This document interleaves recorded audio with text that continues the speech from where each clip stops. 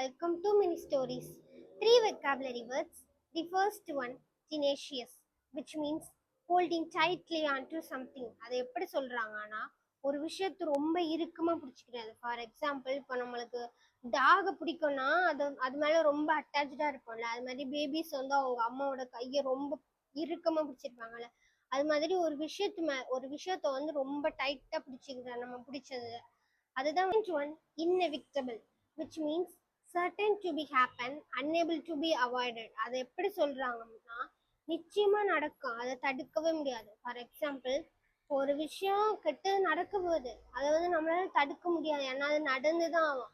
அதே மாதிரிதான் ஒரு விஷயம் நடக்க போகுதுன்னா அது கண்டிப்பா நடக்கும், அதை நம்மளால தடுக்கவே முடியாது. அதுதான் வந்து inevitable. One, astute, which means able to understand a situation quickly. அது எப்படி சொல்றாங்கன்னா ஒரு சுச்சுவேஷனுக்கு ஏற்ற மாதிரி ஒரு விஷயத்த வந்து டக்குன்னு புரிஞ்சுக்கிறது. ஃபார் எக்ஸாம்பிள், ஒரு மீட்டிங்ல ஒரு விஷயம் வந்து நடக்கலை, டிலே ஆயிடுச்சு. அப்போ அந்த டைம்ல வந்து மேனேஜர் வந்து அந்த டைம்ல கரெக்டாக அந்த சுச்சுவேஷனை புரிஞ்சுட்டு அதை வந்து பண்ணுவார். அதுதான் வந்து